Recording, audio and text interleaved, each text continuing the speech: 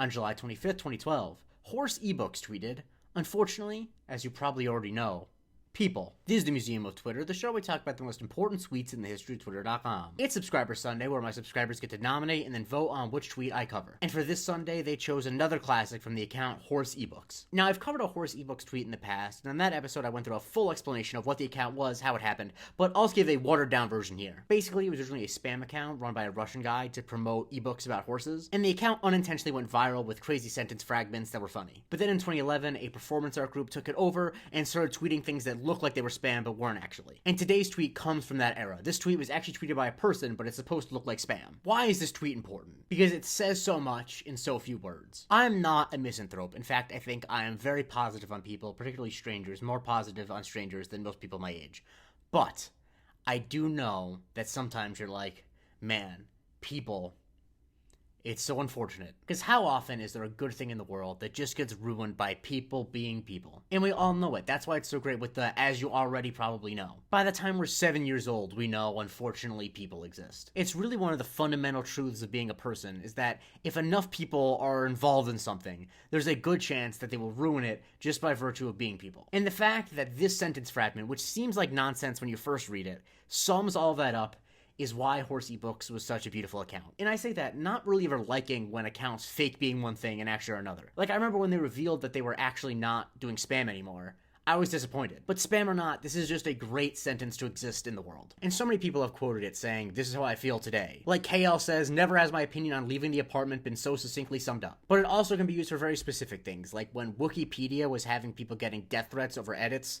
Jed Davis said, "Unfortunately, as you probably already know, people." Jess's Robin said that the pros of making a popular post are, "It's cool seeing that people like the same thing you do. That's it really." And the cons are, "Unfortunately, as you probably already know, people." I think the tone of this tweet is why it's so popular, because it's not that angry. It's not like, "Ugh, I hate people." Because I think that that is annoying, and that's not how I feel. I never really feel mad at people generally.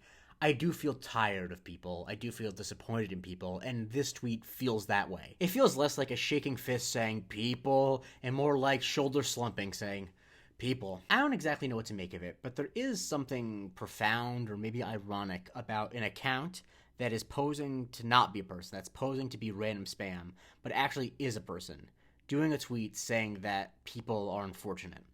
I think this is obviously just a coincidence. I'm not actually reading something major into it, but it is a thing that I found interesting when I've been thinking about this. And personally, because I'm not a pessimist about people, and I think that this series, and this is so pretentious to say, is my little way of celebrating people and all of our weird quirks and eccentricities.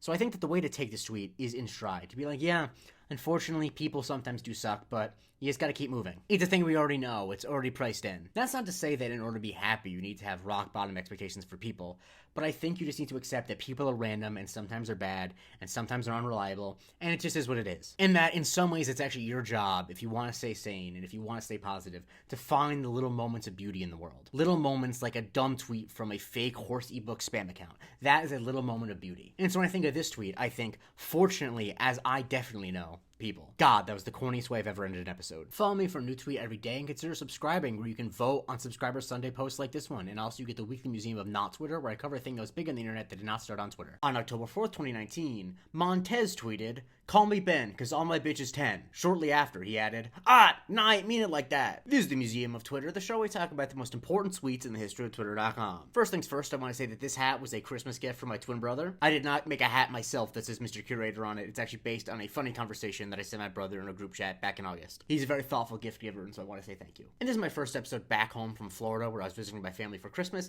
and so I wanted to keep it short and simple. Because why this tweet is funny is short and simple. This guy thought he was being super clever. He was going to try to say, yeah, I'm like Ben from the show Ben 10. I'm like Ben because all my bitches are 10s. But he didn't say 10s. He said 10. And that's a very different thing. Saying that all the women you're around are 10s is a big brag. It's saying, oh my god, I surround myself with beautiful women. Saying that the women you're around are 10 is an admission of a crime. And I think that these two tweets are really popular for two reasons. One, because of how much of a bar he clearly thinks he got off. I mean, it's not a bad bar if it made sense. It rhymes, it's somewhat clever.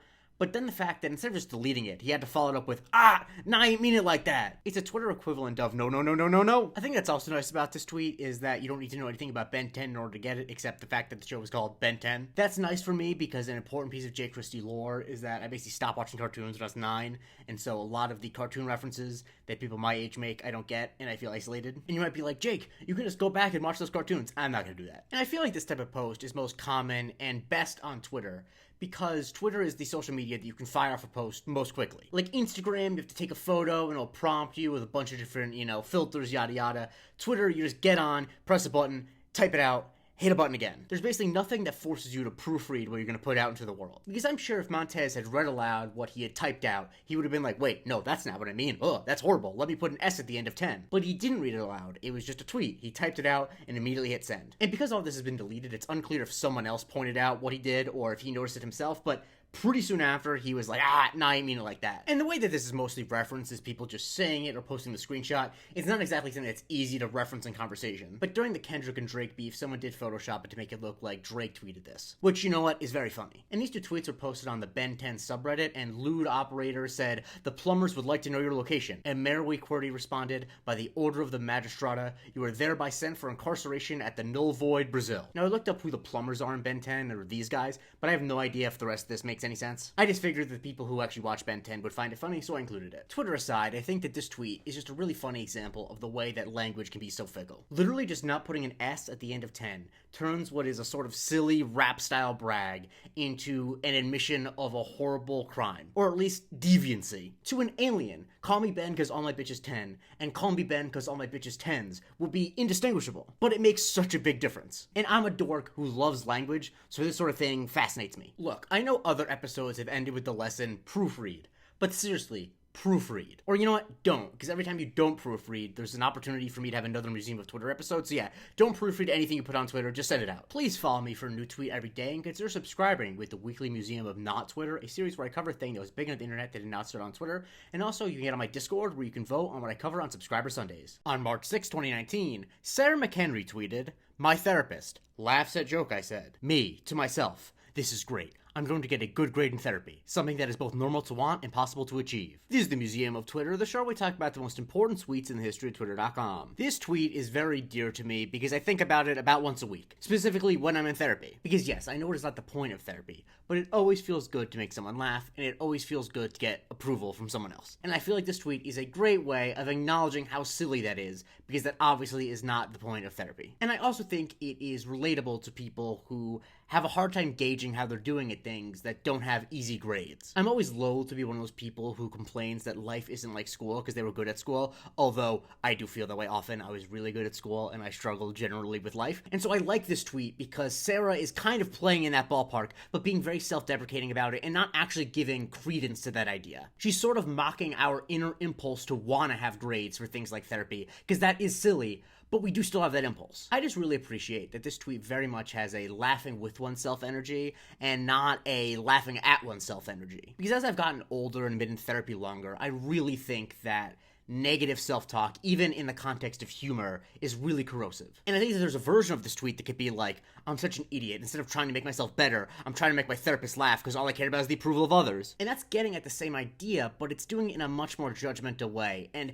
as I've learned in the 9+ years I've been in therapy, being judgmental of oneself is basically the worst way to make improvement to oneself ever. And Sarah continues this theme in actually a follow-up tweet that doesn't get retweeted as often, where she says, me.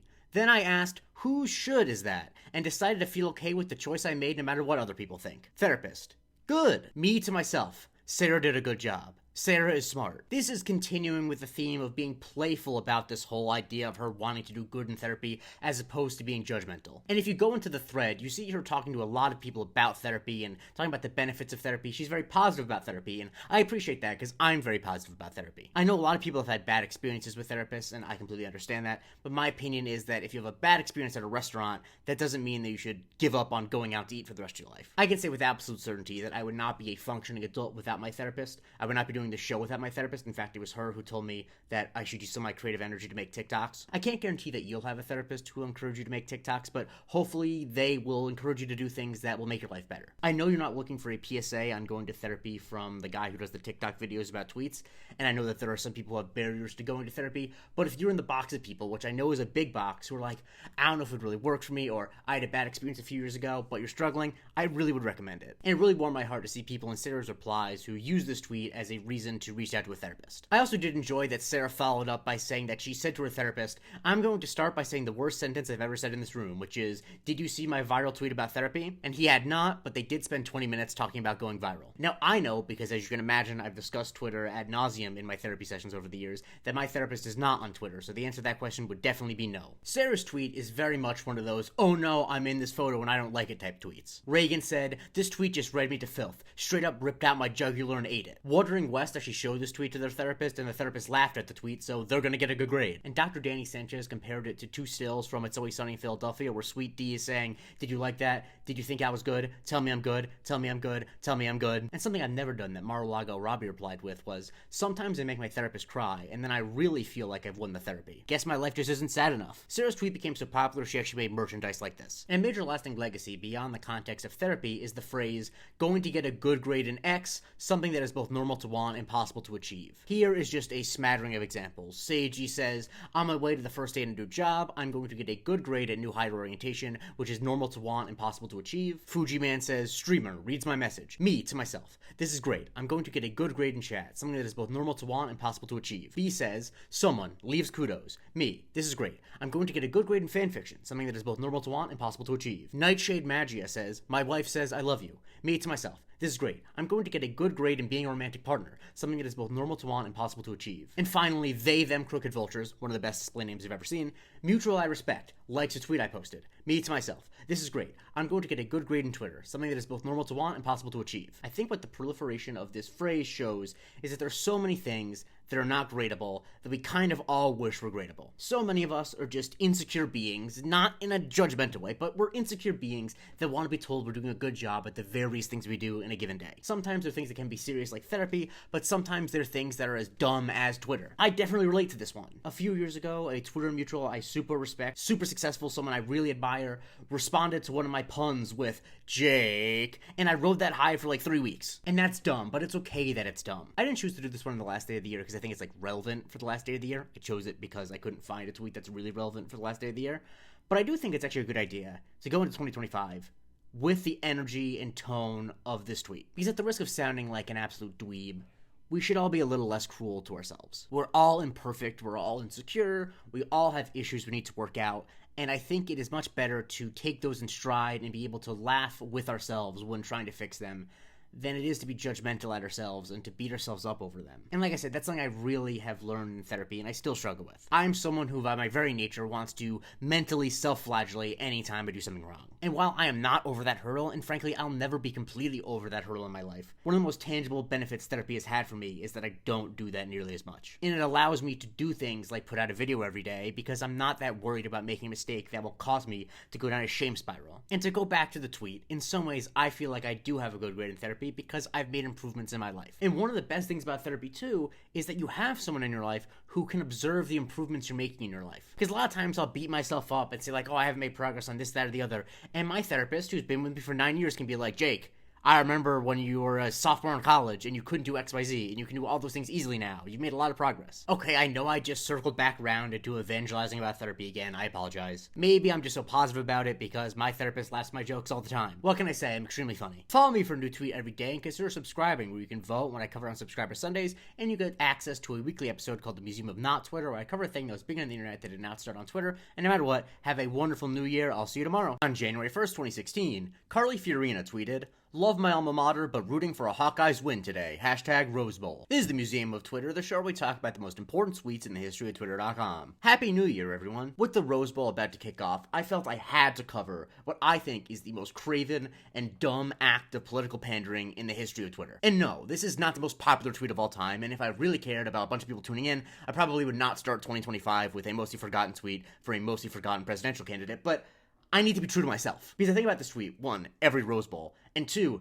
anytime a politician panders in a dumb way. Because I think to myself, at least that wasn't as bad as when Carly Fiorina said she was going to root against her own alma mater to try to pander to Iowa caucus voters. Okay, but let me give some context to those of us who don't remember the 2016 GOP presidential primary as well as I do. Carly Fiorina was a former CEO of Hewlett-Packard who had previously run for Senate in California in 2010 and lost, but for some reason she thought that she had a chance to win the 2016 GOP presidential primary. Okay, she probably thought she could sell some books, but whatever. An important thing to note about her is that she went to Stanford University for undergrad. In fact, she even gave the commencement address there in 2001. So she has a lot of connection to Stanford University. Also, when I was on her Wikipedia, I found out the Carly in Carly Fiorina comes from Carlton, her middle name.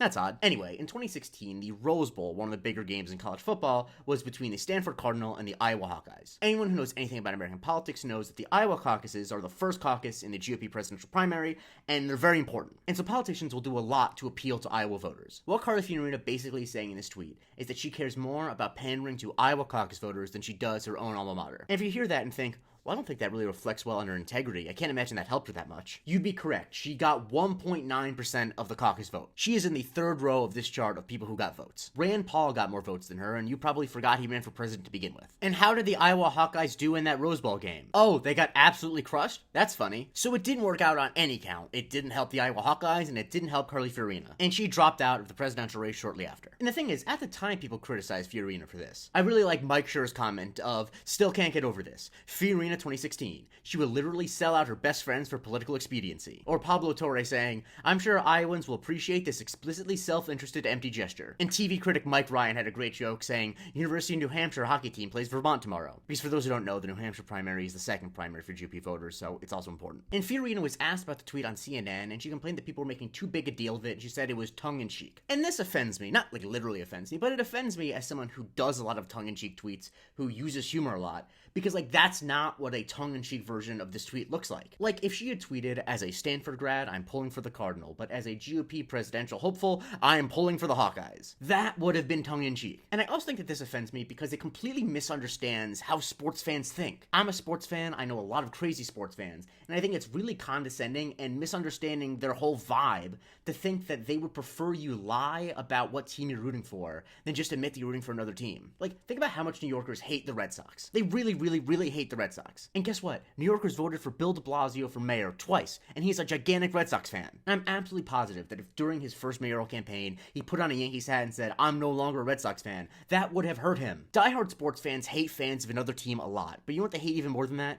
People who don't have integrity about their sports fandom. And so I'm very glad that this hurt her, and one of my favorite examples of it getting brought up to criticize another politician is when Matthew Zeitlin here brought it up when Nikki Haley in the Iowa caucus in late 2023 called Caitlin Clark Caitlin Collins, because she just had to appeal to the Iowa Hawkeyes. The lesson here is that if you're a politician, or just anyone generally, don't lie about your sports fandom. If you don't watch a lot of sports, that's fine. If you root for another team, that's fine. Lying about it will always make you look worse. Follow me for a new tweet every day of 2025, and consider subscribing at the Weekly Museum of Not Twitter, where I cover a thing that was big on the internet that did not start on Twitter, and also you can vote when I cover on Subscriber Sundays. On August 12, 2018, Brandy Jensen tweeted, some people just can't be believably cast in a period piece. Like, sorry Jessica Biel, you have a face that knows about text messaging. This is the Museum of Twitter, the show where we talk about the most important tweets in the history of Twitter.com. Well, you may not have seen this original tweet at any point, you definitely have seen the concept it created. Because a face that knows about text messaging eventually warped into iPhone face or face that has seen an iPhone. Or something like that. Basically, a very common criticism of current day actors when they're in period pieces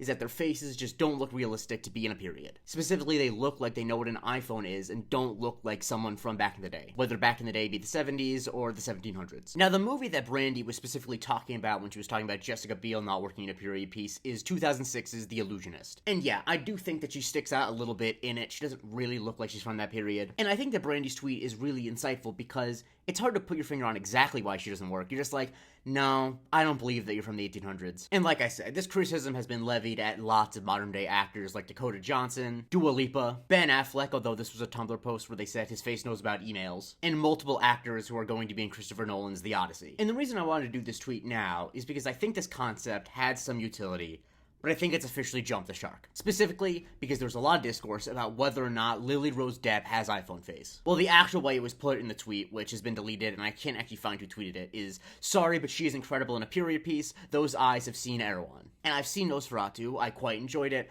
and I honestly have no idea what this person's talking about. I think what's happened is that people don't realize that, actors, especially when they're on red carpets, wear makeup and things like that. And yeah, an actor on a red carpet in 2024, 2025 is not going to look like someone in the 1800s, but if you take off the makeup and put them in period appropriate clothes, they very well might. As Eva here says, they do lip liner crimes against Lily Rose Depp. Now, I don't know enough about makeup to say whether or not this is true, but the phrase lip liner crimes is funny. And I'm not the only person who's pushed back on the Erewhon eyes allegations against Lily Rose Depp. Maui also says that this looks like a face from neoclassical paintings. And I think what's happened, and this is a thing that happens all the time on the internet, is that an actually insightful criticism is broadened to just apply to anyone that people don't like, or people are tired of, or people are jealous of, etc. And to be clear, Brandy is absolutely innocent in this. She just made the one comment about Jessica Biel, and she was absolutely right about that. There are people who have faces that do not work in period pieces as well. A theory that Michelle Syka has, which I think is a lot of it, is that because of cosmetic dentistry and the proliferation of veneers in Hollywood, you just notice that people have perfect teeth in times where they wouldn't. The photo here is of Riley Keough in Daisy Jones and the Six,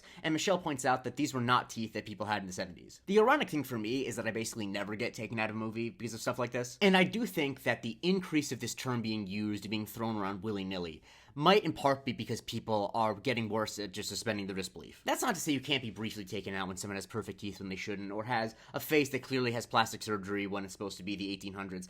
But I don't know, I feel like when people are like, I couldn't pay attention to this movie because this actor's face was wrong, I'm like, really? You really struggle with suspending your disbelief that much? But I have many, many gripes with the way that people consume movies these days. Now, in response to Jenny's post and posts like it, people have brought up actors that have the opposite issue. Well, not opposite issue, but their faces just look like they're in a period piece and don't really work that well in a modern setting. Lots of people have said Keira Knightley, this person also says Haley Atwell. Although Haley Atwell can show up in anything and I will be very pleased no matter what. Michael Wave says that Matthew Good has a face like a Dear John letter written from the trenches at the Somme. Hitmon says that Mike Feist has the opposite of iPhone face, a face that should have been in 1940s film noirs. And Ty Sheridan said that the holdovers had the power of anti-iPhone face casting. Now, I think the best evidence of why iPhone face is mostly nonsense is that there are a lot of photos of old school celebrities that look like they've seen an iPhone. Haley points out that these photos of Paul Newman look like he has seen an iPhone. Truly, I think I saw a guy that looked like this walking down the street in Manhattan 2 days ago. And Katie points out that if you say Marlon Brando has iPhone face and look at this photo long enough, you maybe could convince yourself that it's true. I think people just ignore context when they make statements like this. Also, it's a funny thing to say, and I agree it's extremely funny. All the criticisms I've had of it in this video, I want to make it clear, I still think it's a funny idea. But I do think that sometimes when an idea is funny, people want to apply it to as many things as they can because they want to keep getting the hit of saying something that's funny. Now, despite the fact that I have an ungodly screen time, I actually don't think that I have iPhone face. Like, I think if you put me in the right outfit, I could convincingly be a background member of Parliament in an 1800s British drama. Maybe I'm wrong about that, but I feel like dudes with my general face structure have existed for millennia. Follow for a new tweet every day and consider subscribing with the Weekly Museum of Not Twitter, where I cover a thing that was big on the internet that did not start on Twitter, and also you can vote when I cover on Subscriber Sundays. On April 5th, 2020, Biggie Shorty tweeted, "Dig deep and think about the messiest bitch you know. It's a man, ain't it?" This is the Museum of Twitter, the show we talk about the most important tweets in the history of Twitter.com. As Megan said years later, this tweet was revolutionary because it refutes a common wisdom that is honestly not true. For centuries, the common wisdom has been, ooh, women are such gossips, they're always causing so much drama. But what this post points out is that really the people in the world and the people in your life who cause the most drama, who are the messiest, like figuratively messy, are often men. And obviously, yes, the problem with the original logic is that applying any stereotype to an entire gender is wrong, but also, I think it's important to note that a lot of the people with the power to be the messiest are often men. Because what happened over centuries, and I am not a sociologist, so I really can't explain exactly why this is, although I have some general ideas, is that gossip became a feminine-coded thing, when really all gossip is just talking about other people. And that obviously is a thing that men do all the time. And I would argue the thing that makes men often messier is that men are more likely to act on that gossip than women are. Once again, I'm speaking entirely in generalities. I'm not trying to make a statement about every member of any gender. Want to be clear about that. And so while a woman might gossip about her ex getting married and being upset about it,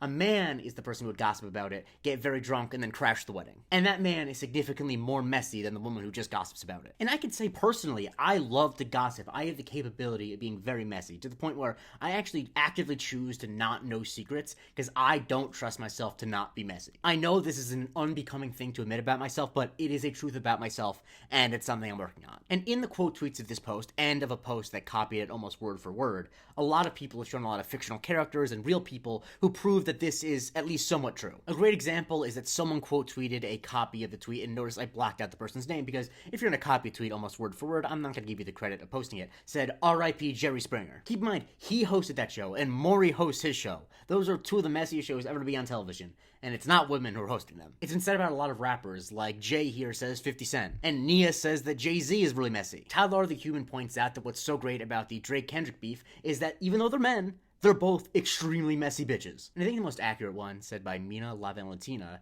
is that Trump is the messiest bitch any of us know. Completely independent of his politics. Like the time where he was telling Robert Pattinson that he should dump Kristen Stewart, a thing I will cover on the show at some point.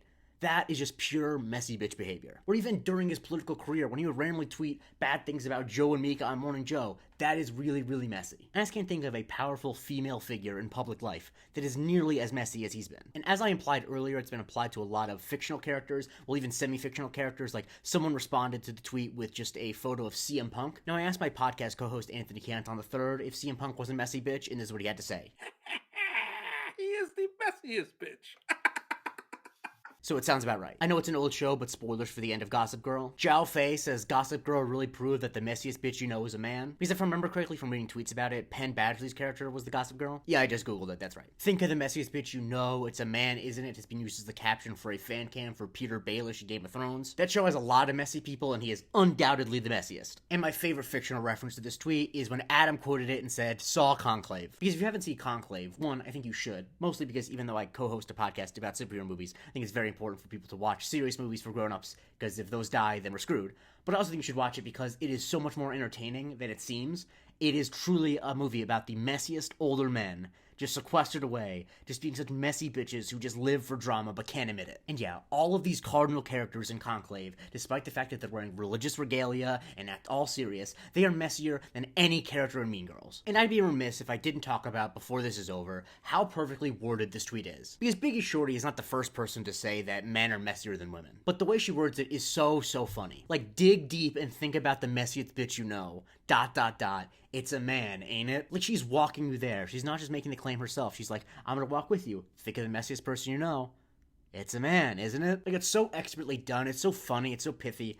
I don't know, I just love this tweet. Follow me for a new tweet every day, and consider subscribing with the Weekly Museum of Not Twitter, where I cover a thing that was big on the internet that did not start on Twitter, and also you'll get to vote on what I cover on Subscriber Sundays. On March 18, 2010, Ray Allen tweeted, I'm getting there. When you think about my tongue or your clit and switching back and forth from my dick to my tongue. This is the Museum of Twitter, the show where we talk about the most important tweets in the history of Twitter.com. It's Sports Tweet Saturday, and I had to finally do it. I finally had to do the horniest tweet an athlete has ever posted. It almost feels inappropriate to call this being horny on main, because being horny on main is like thirsting after celebrity or whatever. This is indescribably horny on main. Now, Ray Allen is an all-time great basketball player, he's a Hall of Famer, and at the time, he was on the Boston Celtics. And the story here is that this was early Twitter, and he apparently thought he was sending a DM, but he was not sending a DM, he was putting a tweet on the timeline. And so whoever he was flirting with was supposed to get this message privately, but instead, they got it in public. And what he's saying is definitely out there a little bit. Like, I don't want to be super critical of what was supposed to be an intimate private message, but like, you read it and you're like, oof. But I think the thing that's funniest to me about this is how like clunky it is. Like how it's not grammatically that great, how it's kind of like weird instructions, but also an update on how he's doing, which leads credence that he is, engaged in other activities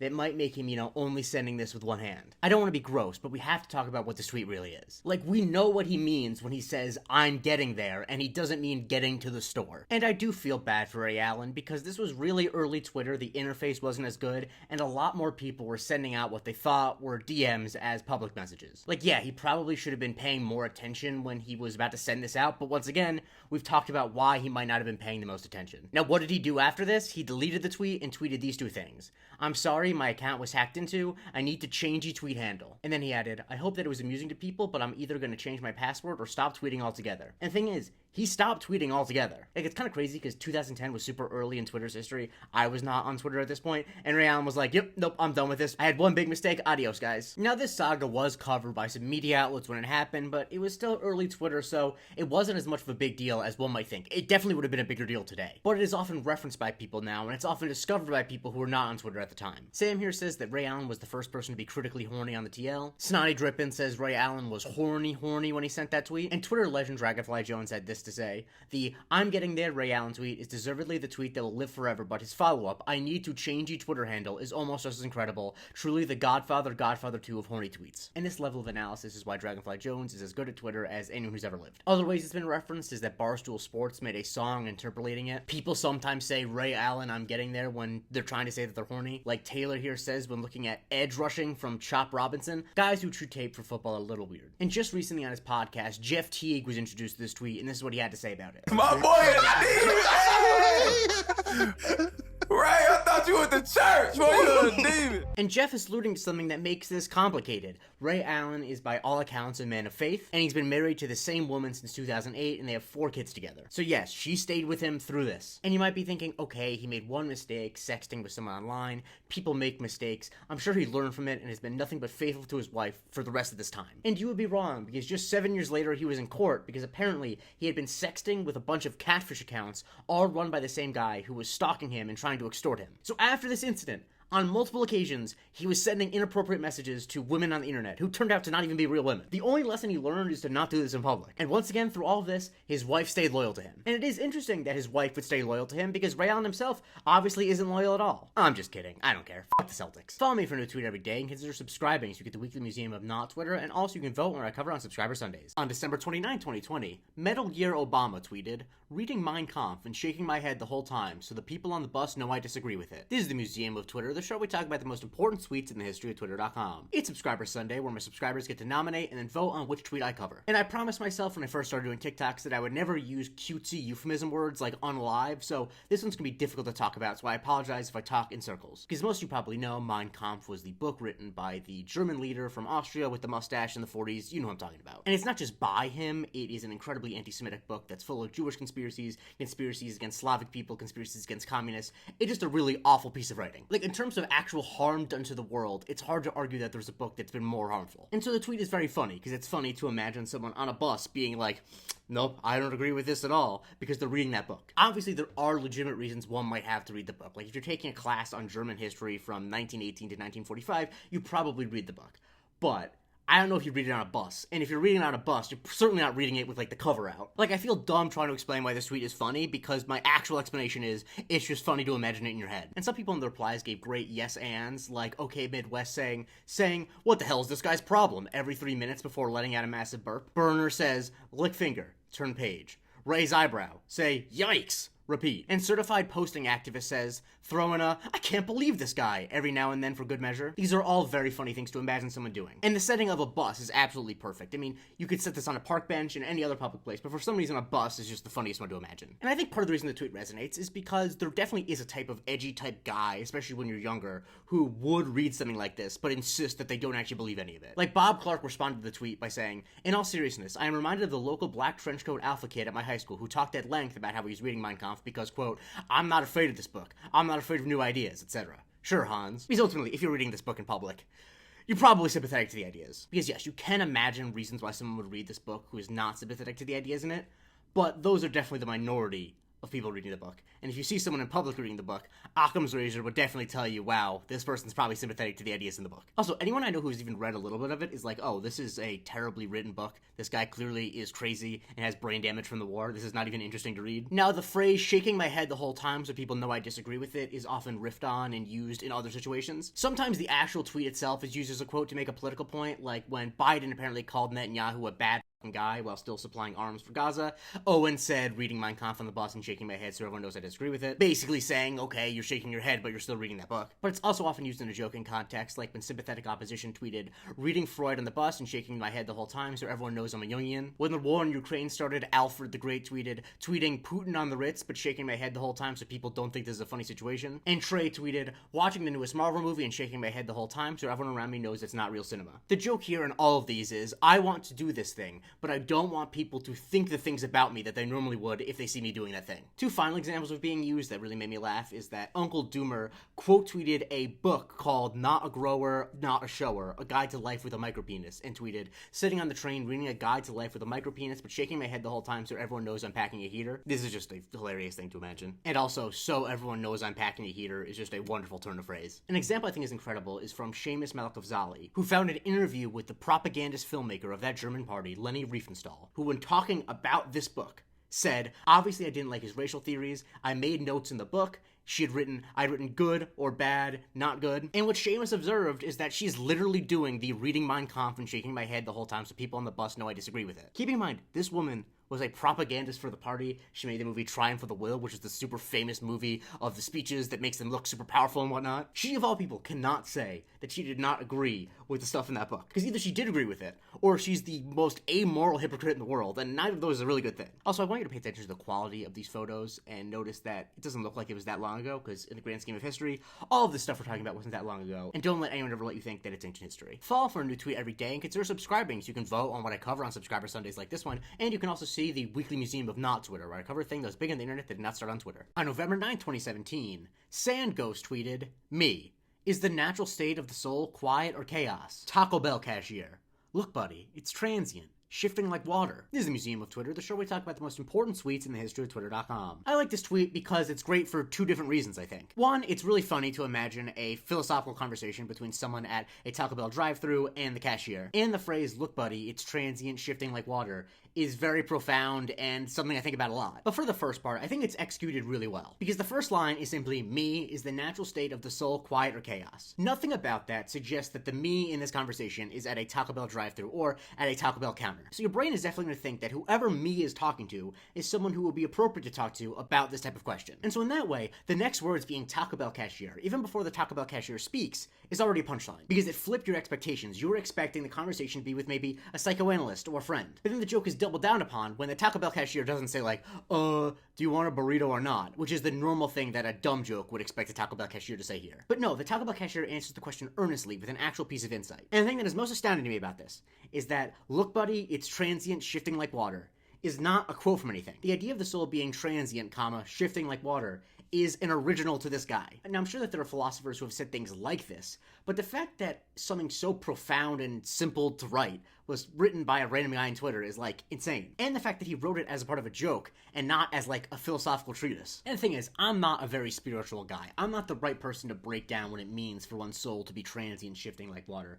But I think what it means is that we have no default state, that whatever state we're in is our default state because our soul is not as simple as being quiet or chaos. And that part of being alive, part of being a human, is that our soul is transient. If our soul was always quiet or always chaotic, we would not be living a full human experience. I will say many people have tried to copy this tweet and replace Taco Bell cashier with something else, and it's always less funny. Sorry, social_rate, DoorDash driver is just way less funny than Taco Bell cashier. Like almost any fictional conversation on Twitter, people have ascribed each of the roles to different fictional characters. Someone said that this is like between Homer and Moe on The Simpsons. Someone said that Mitch in Barry Season 3 is basically the Taco Bell cashier. And Fight Club Fan 22 says this is something that would happen in Clerks, and they wouldn't even look each other in the eyes once. Customer just asked it, Randall or Dante responds while handing him his cigarettes, then the customer leaves. And the phrase, "it's transient, shifting like water," is used in different contexts, like this conversation, which honestly I can't make any sense of, but I saw it, it had a lot of retweets, so clearly it'll mean something to someone. Them.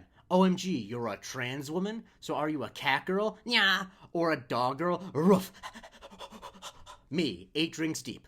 "Look, buddy, it's transient, shifting like water." I'm assuming that that means whether or not she's a cat girl or a dog girl is transient, shifting like water, but I can't pretend I understand everything that's going on here. And I think Serb Your Enthusiasm highlights an excellent thing about the tweet, which when he's talking about Optimus, the robot bartender that didn't ask for a tip, what he points out is that people like bartenders, like Taco Bell cashiers, are the ones you ask if the natural state of the soul is quiet or chaos. Optimus cannot tell you that it's in fact, quote, transient, shifting like water. Because yeah, if you ask most Taco Bell cashiers, they probably won't have an eloquent answer to the question of whether or not the state of the soul is quiet or chaos. But sometimes they do. Humans have the potential to be insightful, to be interesting, and things that are not human do not. One of the things I love about humanity, one of the things I like about being out and about in the world, is that you never know when you're gonna have a conversation like this. And if you've never had a conversation like this, maybe not this profound, if you've never had a random conversation that turned out randomly profound or randomly interesting, I think you're just not putting yourself out there enough. So I'm not saying you should ask your Taco Bell cashier random philosophical questions, but it can't hurt. Follow me for a new tweet every day, and consider subscribing with the Weekly Museum of Not Twitter, where I cover a thing that was big on the internet that did not start on Twitter,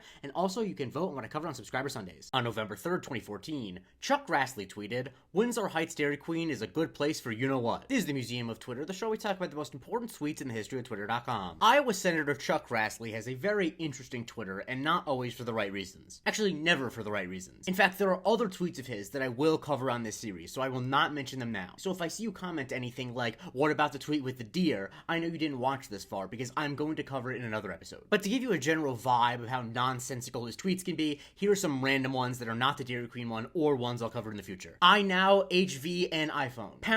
# at Chuck Grassley. Like just a week ago he tweeted, about to start UNI men BB X Seoul Illinois U. Like even though I know what he's trying to say there, it's still nonsense. He's now 91 years old, so even though he's been on Twitter for like a decade and a half, he's been an old ass man the entire time. And the reason this tweet came to mind today is because this week he was actually sworn in as the President Pro Tempore. The President Pro Tempore is the third in line for the presidency. Basically, it is the longest serving member of the Senate for the party that controls the Senate. And so technically speaking, if the president, the vice president, and the Speaker of House all were to die or resign or get impeached, 91-year-old Chuck Grassley would be president. The man who did this tweet, plus over 10 years of age, will become president. And let's talk about this tweet. I don't want to talk around this. The reason why it's funny is it sounds like he's saying that the Windsor Heights Dairy Queen is a good place for sex. Because when people say, you know what, they're usually talking about something inappropriate. And when you're talking about a public place like a fast food restaurant, it sort of implies that you might be saying that it's a good place for casual hookups. Like if you saw this sentence on a message board about cruising in the greater Des Moines area, it wouldn't be out of place. Now what he obviously means is ice cream. You have to remember that this is an 81-year-old grandpa who is tweeting this, and he's probably trying to be cheeky, being like,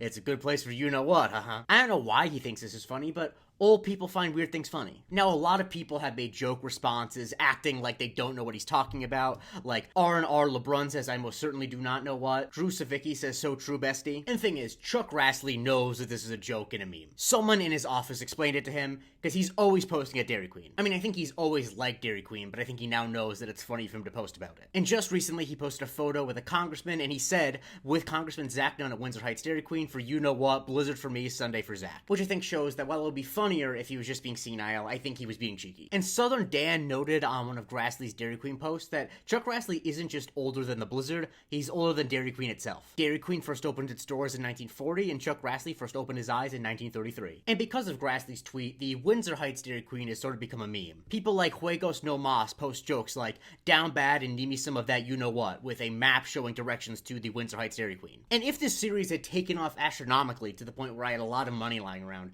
I actually considered maybe flying to Des Moines and recording an intro from it, but that's a ridiculous thing to do. Like maybe if it was in another city that I would be interested in visiting for other reasons I would do it, but I'm not going to fly to the greater Des Moines area just for an intro to a TikTok. But what I did do is pull up the location on Google Maps. As you can see, it's just in a regular suburban neighborhood. But what I saw is that apparently the location is temporarily closed. There's no extra information on DQ's website, so fingers crossed it gets back up and running, because it's an important historical site. In case anyone's wondering, Windsor Heights is a suburb of Des Moines, and its mayor is who? One last fact about Windsor Heights, which I find very funny, that Siddharth Karhana posted a few days ago, is that Windsor Heights has actually gotten more and more Democratic as the years have gone on. And Chuck Grassley last ran in 2022, where he doesn't have data, but if we assume that it followed trends, it's safe to assume that the Windsor Heights, Iowa location of Dairy Queen voted against Chuck Grassley by a wide margin. So you gotta respect the fact that Chuck Grassley keeps showing up to this place, says it's good for you know what, even though they clearly don't like his politics there. And perhaps the greatest legacy of this tweet, beyond tweets coming out of Chuck Grassley's office, is that it inspires people to post about it when they go to Dairy Queen. Dominic says Vancouver Heights Dairy Queen is a good place for you know what. Uncrude says DuPage County Dairy Queen is a good place for you know what. And Timothy Yen says Riverside Dairy Queen is good for you know what. I'm assuming that they all mean blizzards, but they could mean anything. And I will say, while I vehemently disagree with most of Chuck Grassley's politics, and I definitely disagree with his decision to continue serving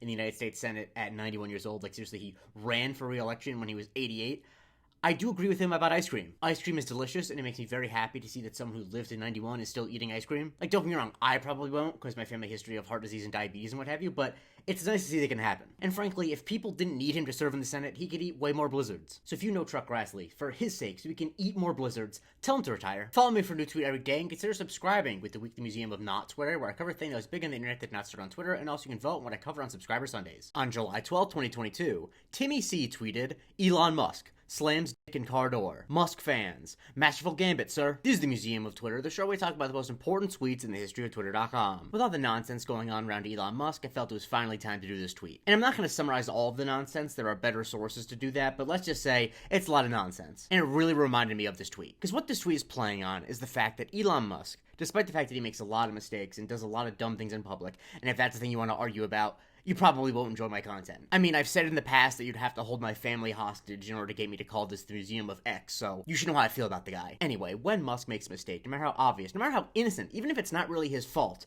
there always will be an army of people who insist it wasn't a mistake, that it actually was something intentional, it actually was 3D chess, and now he's actually winning. Some good examples are like when Elon Musk told advertisers to fuck off, which was a really bad decision for his company, and X did lose money because of it. Devin CF got these replies from people in his comments saying, "Legend, wholly based, we're in charge now." When he put up a poll asking if he should step down from Twitter, Brian Krasenstein, yes, the Krasensteins are still around, he said, "I vote no because you show that you want to improve. Own your mistakes. Move forward. Improve." And perhaps the crazy example of this is Ian Miles Chong, who I'm not going to go into, but if you're on Twitter and you pay any attention to right-wing dorks, you know who he is, said about the recent Cybertruck explosion in Las Vegas. Elon's decision to build the Cybertruck like a tank may have saved many lives in Las Vegas today. Imagine how much worse the explosion would have been for all those in the vicinity if it was any other vehicle.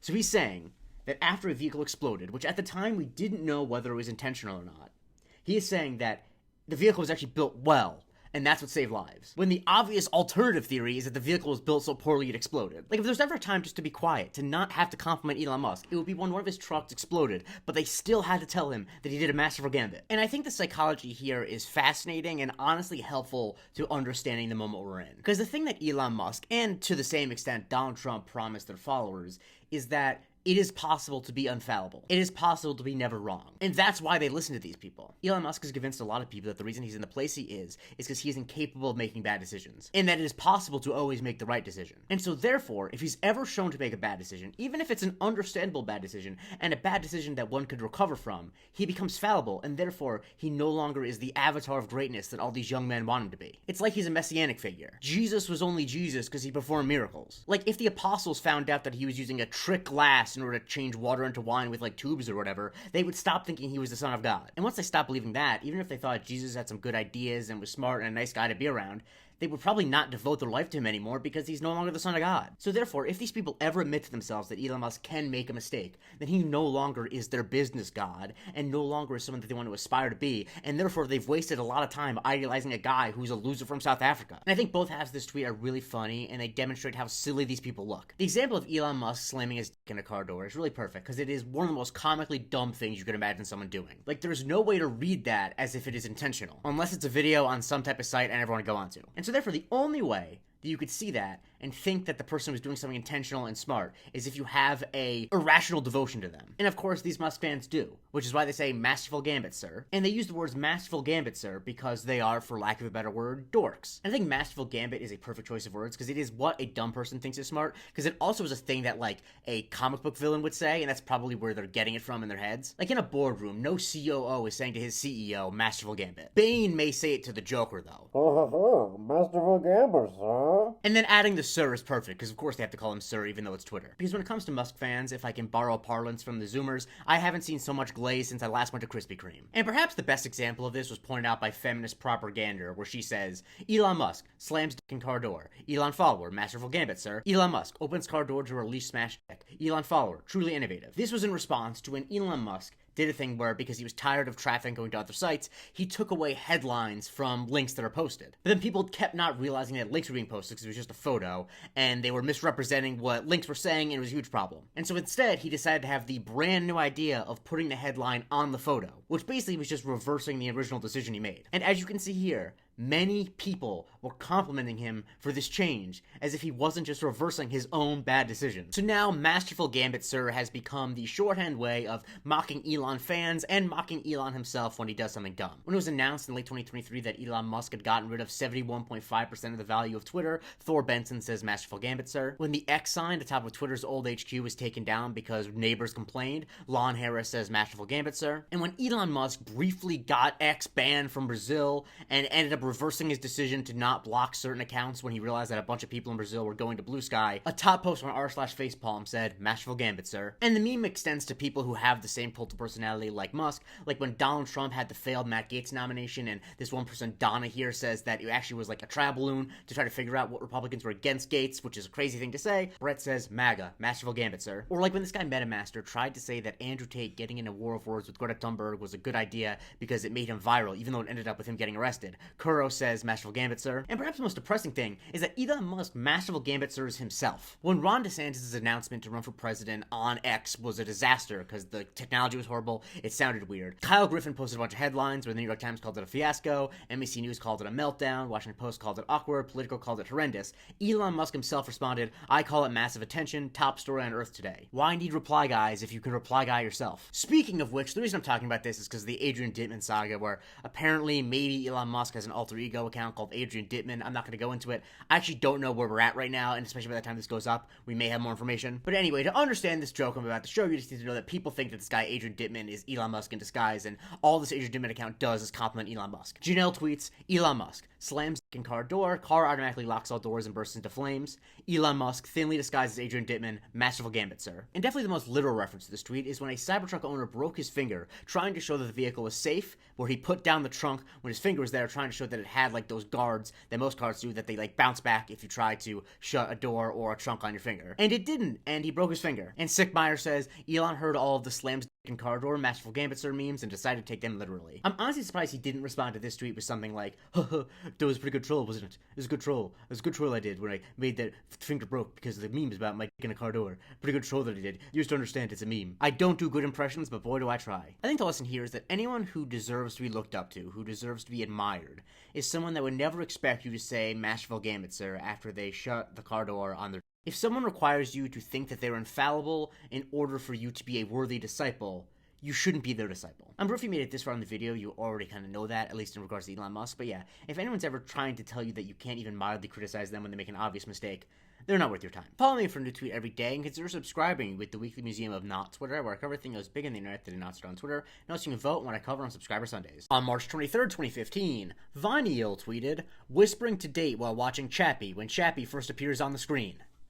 That's Chappie. This is the Museum of Twitter, the show we talk about the most important tweets in the history of Twitter.com. As people like Nate Rogers have pointed out, it's crazy how much more important the That's Chappie tweet is than the film Chappie. In fact, there's probably a lot of you who are like, what's Chappie? I don't remember a movie called Chappie. And I would agree with you if I didn't have a perfect recall for basically every movie I've ever seen a trailer for since I was, 7 years old. And if that sounds impressive, remember that I can't change a tire or lift most things. Anyway, Chappie was a 2015 movie directed by Neil Blomkamp, and it's about a police robot that gets damaged, gets artificial intelligence, ends up getting in with like a criminal crowd and starts doing crimes while also like getting, his own consciousness, and it's stupid. I watched it for the first time last night to prepare to do this episode, and it's a pretty dumb movie. And honestly, it's not just the concept of a robot in South Africa becoming like a gangster because he gets in with a bad crowd. Like, that's stupid, but that's not even the big problem. Like, the whole movie's bad. And so it makes sense that a tweet saying that's Chappie will be more popular than the movie itself. But if no one remembers this movie, if this movie doesn't have a huge cultural cachet, why is this tweet still referenced so often? In fact, why did it become so popular at the time it was tweeted? And I think there's multiple factors, but a big thing is that Chappie is a really dumb name, but it's a name that's easy to remember. Like, if you were even vaguely aware of movies at the time, I'm sure you saw the trailer for Chappie and at some point said to yourself, I am Chappie? Because that's a thing he says in the movie. Just listen. I am Chappie. And so since the title's so dumb, but it's also the name of the character, the main character we know we're gonna see. If you've seen the trailers, you know that there's a robot named Chappie. And so there's obviously something funny about a person saying to their date, that's Chappie, when like, duh, it's Chappie. You bought a ticket for the movie Chappie, which is about a robot that gains sentience. You see a robot getting sentience on screen, that's Chappie. And so that's why the main way this is referenced is by putting other names in Chappie that are equally funny. I think a really good demonstration of this is from Grindhouse Babe, who says, whispering to date while watching Oppenheimer when Oppenheimer first appears on screen, that's Oppenheimer. Basically, you can do it for any title character of a movie that would be very obvious when they appeared on screen. Like previous guest on the show, Cohen, tweeted, whispering to date while watching John Wick 2 when John Wick first appears on the screen, that's John Wick. And if there's enough context already, you don't even need the long preamble. When there was an advertisement for the movie Finch, which is also about an AI robot, the great David Sims responded, whispers to date, that's Finch. Because Twitter makes your brain so addled and warped,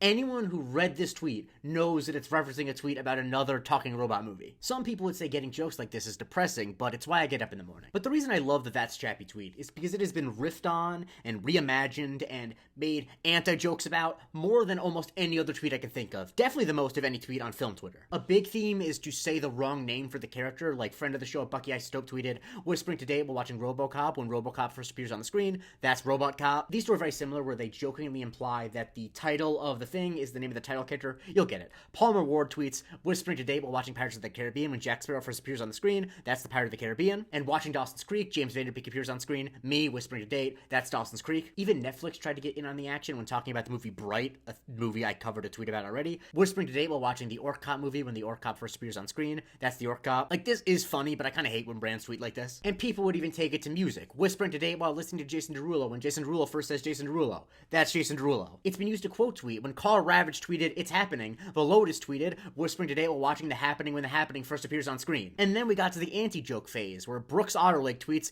whispering to date while watching Flubber when Flubber first appears on screen. "Can I have an M&M?" Because of course you think he's gonna say that's Flubber. Similarly, Pixelated Boat says, whispering to date while watching Ready Player One when a signifier by Lost Childhood first appears on the screen. "I'm sad." And Elron Mexico used it just to say a fun fact. Whispering to date while watching Hamilton when Hamilton first comes on the screen. That's the guy Immortal Technique used to beat the shit out of. Because for those who don't know, rapper Immortal Technique went to the same high school as Lin-Manuel Miranda, and apparently when Immortal Technique was a senior and Lin was a freshman, he beat him up and put him into a trash can. It's been referenced to silent movies, specifically the Buster Keaton film Steamboat Bill Jr., where there literally is a title card that says, "Is that Steamboat Bill Jr.?"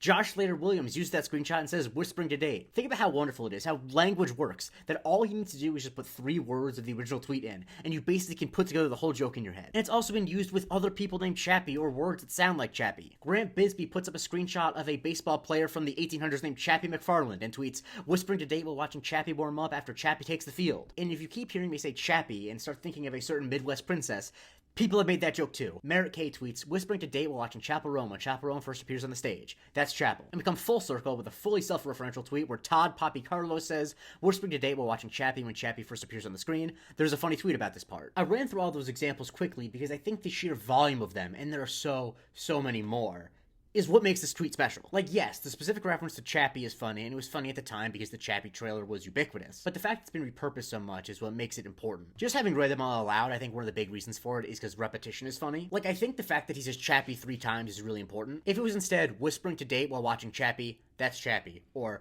whispering to date when Chappie first appears on the screen, that's Chappie. I think it's less funny. The fact that he says, whispering to date while watching Chappie when Chappie first appears on the screen, that's Chappie. It just makes it sillier. And it also makes it funnier to replace Chappie with other words. And actually, I think the fact that the movie has no other cultural footprint besides this tweet is actually to the tweet's advantage, because whenever Chappie ever comes up, if someone's talking about Neil Blomkamp's career, talking about Dev Patel's career, talking about why you shouldn't put a South African rap duo in your movie, the Chappie tweet is usually the next thing that comes to mind. Anyway, like I said, I watched Chappie last night to make sure I knew all the context about it, to make sure I wasn't missing an extra joke I could make, and to make sure that if anyone had a comment about it in the comments, I could answer it. I also wanted to get a screenshot from the first moment that Chappie appears on screen. But the funny thing is, that's really hard to say. I actually doubt that Vaniel ever saw Chappie. Maybe he did, but he tweeted this a few weeks after it came out, and I think he was just referencing the fact that it was a ubiquitous trailer, like I said. But in the movie, Chappie is a damaged former police robot. Specifically, he's robot number 22. And at some point, he gets a software update to give him general artificial intelligence. And it's at that point he starts referring to himself as Chappie. Now, when would you say that Chappie first appears on screen? Is it when you first see robot number 22? Because at that point, he's just a generic police robot. He is by no means, we understand, a soul, Chappie. But does souls exist, especially when we're talking about a robot? Like, if he was eventually going to get a software update that made him smart enough to identify as Chappie, was he Chappie before he got that software update? So in that case, you would say that's Chappie basically the first time you see the police robots on screen. But that feels wrong, because that's not Chappie. He talks just like all the other robots. He has no personality. Someone who knew Chappie would be like, that's not Chappie. So if someone was going to actually do what this tweet is describing, would they wait until the software update kicked in? Or would they wait until he first says, I am Chappie? Of course, I don't actually want answers to this. I'm mostly doing a bit, but I did think it was funny that there's not actually a moment that this tweet really could happen in. And no, it's not lost on me that this video would be like 2 minutes shorter if I didn't go down this dumb rabbit hole, but I truly can't help myself. Follow me for a new tweet every day, and consider subscribing with the Weekly Museum of Not Twitter, where I cover things big on the internet that did not start on Twitter,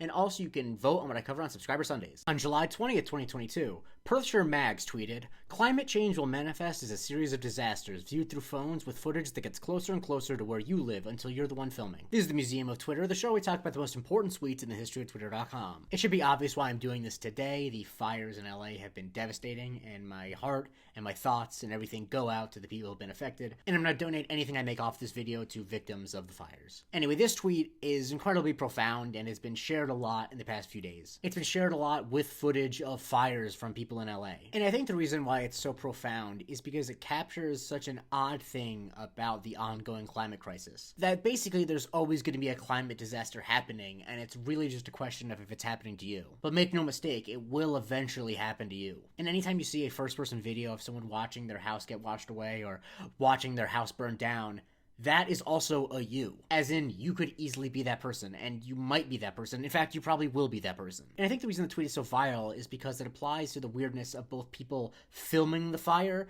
and people watching it. Because obviously, it's devastating to watch a fire burn your house. It's devastating to watch smoke fill the air and to be worried that a fire will burn your house, even if it doesn't end up burning your house. And at the same time, it's extremely disquieting to be across the country or across the world watching this happen. Like, I am not enough of a psychologist or sociologist to really convey why it feels so odd to watch someone give a first-person account of them leaving their house as it burns down, but it is such a weird feeling. Like, our human brains are not really meant to process that, I don't think. To be clear, this isn't the first disaster that has made this tweet go viral, although I think this is probably the most viral it's ever been. Like, Percher Mags themselves pointed out that it was basically paraphrased in the New Yorker today, and I thought about getting screenshots of it being applied to other disasters. Like, I got this screenshot of it being talked about with one of the hurricanes that hit last summer, but I don't know, I didn't really want to wade through lots of videos of people losing everything just to make the point that, like, yeah, it's pretty poignant and apt, and it applies often to say that climate change will probably affect us all in a major way. Like, yeah, it oftentimes is over there. Oftentimes you are not in an area that gets hurricanes, you're not in an area that gets fires, you're not in an area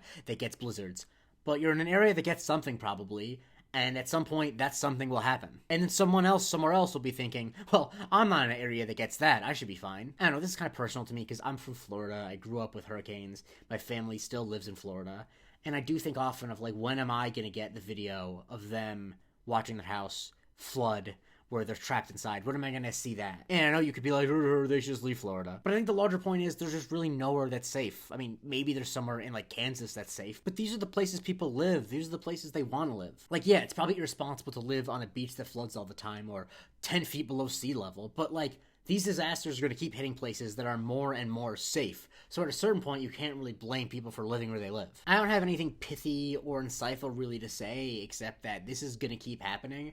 And I think the only way we can get through it is with each other. I think we need to support each other, not assume that anyone else will. I genuinely do have an endless belief in what humans are capable of if we work together. And I think the true tragedy of humanity is that so often we are manipulated or kind of convinced that it is a bad idea to work together. But I really do think that we can get through basically anything if we are arm in arm. That's not to say this won't be tough. It's not to say a lot of people won't die. It's not to say that there won't be more and more disturbing videos on your phone. But yeah, support each other, support the people who have been affected, and if and when some type of disaster like this comes to your neighborhood, hopefully there are people to support you, hopefully you can support your neighbors, come together. It really sucks to say, but we're all we've got. But at the same time, I have great news. We're what we've got. I'm not going to do promo at the end of this one, except to say that should this app go away, I'm going to be on the other video app doing this until I reach at least episode 1000. But in the meantime, like I said, support charitable work going on in LA, support people directly who have lost their homes, do what you can, send well wishes to the people who are in LA. I know sometimes it's like they're stressed, they don't want to hear from me, but I think it really does help, and I found that people are glad to hear when you reach out. On January 13th, 2015, Kawhi Leonard tweeted, "One of my greatest experiences is the Museum of Twitter, the show where we talk about the most important tweets in the history of Twitter.com. And for those wondering, when this app goes away, I'm going to go to the other video site. I'm actually in the process of moving everything over there now, so please follow me over there, Jake Christie. It's Sports Tweet Saturday, and because the process of moving everything over is long and annoying, I wanted to do a simple one. And this one just raises one important question. Why on earth did Kawhi Leonard deep fry a photo of him and Obama? Okay, I don't know if he technically used a deep fry filter, because I have no idea what photo editing app he used, but he put a ridiculous filter on him meeting the president. Kawhi Leonard is, of course, a future basketball Hall of Famer who at the time was on the San Antonio Spurs, and the Spurs had just won the 2014 NBA Finals, and he was the Finals MVP. As sports teams almost always did before the Trump era, the Spurs visited President Obama's White House to celebrate. And the day after, Kawhi posted this pic of him and Obama, and like I said, he deep fried it. And I think so much why this is funny is because Kawhi Leonard is famously an odd guy. I mean, he's not odd in that he's out there or whatever, he's just very reserved, and anytime he shows a little bit of his personality, it's like, oh, okay, that's a little weird. Like, he laughs like this. And that's not the weirdest laugh in the world, but because he's such a shy guy who doesn't put any part of himself out there This is kind of all we know about him. And he basically has no social media presence. As Le5and6 points out, he only has 4 tweets, and this is one of them. The other 3, by the way, are him at Topgolf, a photo of a custom-made hoverboard, and him retweeting San Diego State when he visited their athletic facility. The main legacy of Kawhi Leonard deep frying the photo of him and Obama is that whenever someone puts a dumb filter on a photo, someone will be like, this is like when Kawhi Leonard deep fried Obama. Champ Industries asked it about Chris Jericho. Friend of the show Cam Hawkins asked it when someone touched up a photo of Spider-Man No Way Home. Mackle said he pulled a Kawhi Leonard meeting Obama when John Hollinger posted a zoomed-in photo of the Celtics bench, which looked like he was deep fried. It's just a great shorthand for this is a dumb filter. An interesting thing that Joey pointed out is that the original photo is not just deep fried. It looks like Kawhi Leonard also cropped out his teammate Tony Parker. There's obviously no way of knowing why Kawhi Leonard cropped out Tony Parker. I mean, if it was Brent Barry, we'd understand why Brent Barry would crop out Tony Parker, but it's unclear that Kawhi Leonard had beef with him. Maybe he just didn't know how to crop a photo correctly. And I think a good note to end this episode on is Connor Gilbert's tweet where he says, sometimes I just think about Kawhi Leonard's deep fried Obama pic and wonder where things went so wrong. Because this really feels like it's from a different era of social media. Just think about how fewer dumb filters people use than they used to. You can just never imagine a famous person in this day and age putting up a photo that is both clearly edited by themselves and is not manicured and is not ironic. It's just, I think this is a cool filter to put a photo on. So yeah, Connor, where did things go so wrong? And maybe Kawhi, with his weird laugh and shy personality, had it right the whole time. Follow me for a new tweet every day. I'm not going to stop for even one day when I migrate over to that other place. And I'm also probably going to launch a Patreon for the bonus episodes of Museum of Not Twitter and voting on Subscriber Sunday, but I'm still working on that. On May 20th, 2022, Hyson tweeted, I'm high. I made this hamburger helper with no milk. This shit tastes like cargo pants. Danger responds, why do you know what cargo pants taste like? And Hyson replied, I be in situations. This is the Museum of Twitter, the show we talk about the most important tweets in the history of Twitter.com. And reminder, if you want to catch me after this app goes away, check my link tree for my profile on that other video site. I'm in the process of moving everything over now. It should be up by the middle of next week. It is Subscriber Sunday, where my subscribers get to suggest and then vote on which tweet I cover. And this Sunday, they chose one of the best exchanges in the past 5 years of Twitter. An exchange that gave us the great phrase, I be in situations. Because it is so useful in so many different ways to just say, yeah, I be in situations. Someone's prodding you about something you said, or about how you know something, this, that, or the other, just say, I be in situations. You don't need to elaborate more, you are in situations. But let's talk about how this came to be. Hyson is talking about since he is under the influence of drugs, he was trying to make hamburger helper, and he didn't put milk in it, and it tastes bad. Specifically, he says it tastes like cargo pants. For non-American viewers, or maybe people who, I don't know, don't have supermarkets near them, hamburger helper is a product where basically it's macaroni and some type of cheese powder where you're supposed to add beef and milk in order to make it into like a macaroni and cheese with beef. If that sounds gross, it's not. It's not like gourmet or anything like that, but it's not that disgusting. It's honestly just a nice thing to have in the pantry if you need a quick meal for like kids under 5. It's not the worst thing in the world. But yeah, you do need milk in it, and I can't imagine how bad it would taste without milk. Because it really is just like powdered cheese and macaroni. And the powdered cheese is like a step below Kraft cheese. So if you just use water or like no liquid at all, it would definitely be gross. And Hyson says it tastes like cargo pants, which is a very funny thing to say. And Danger is an absolute dork and is like, why do you know what cargo pants taste like? As if people don't compare the taste of things to things that they haven't eaten all the time. I feel like at the age of like 11, you learn that taste is mostly smell. So if you've ever smelled something, you could basically guess how it tastes. Hyson doesn't need to have literally eaten a cargo pant in order to guess what cargo pants taste like, because he smelled cargo pants, and that's most of what taste is. Also, he's making a joke. Don't be a dork. But instead of going on the rant I just went on, Hyson responds in a much calmer manner to shut down all conversation. I be in situations. I think what's so funny about it in context is the idea of what situation would you possibly be in where you will have eaten cargo pants. And I think what's funny about it in all contexts is that it is such a funny way to describe life, to describe odd experiences. I also think the use of the word situations is very funny because it almost implies that like it's out of his control, that he finds himself in situations. Like it's not like he pursued eating a cargo pant, he just found himself in a situation where he's like, I gotta eat some cargo pants. And I've debated whether or not I should point this out, but I think I have to. That the African-American English habitual B, which is the type of B that Hyson is using here, just makes things funny a lot of the time. Like, he could have said, I am often in situations, but that would just be less funny. The B is just essential to this being funny. And the thing that makes me very happy to know is that Hyson is very aware of the impact he's had. Serafina says, this tweet changed my whole life, I hope you know. And he responds, I strive to do that. This phrase is obviously quoted a lot. I mean, it was literally quoted today when someone had the prompt of, your boss asked what happened, respond in 4 words. Gore says, I be in situations. Isabella quoted the tweet saying, me when people ask me if I'm dating, parentheses, I'm extremely scared of commitment. I be in situations. It's been put over the screenshot of Roblox of a guy floating or maybe drowning.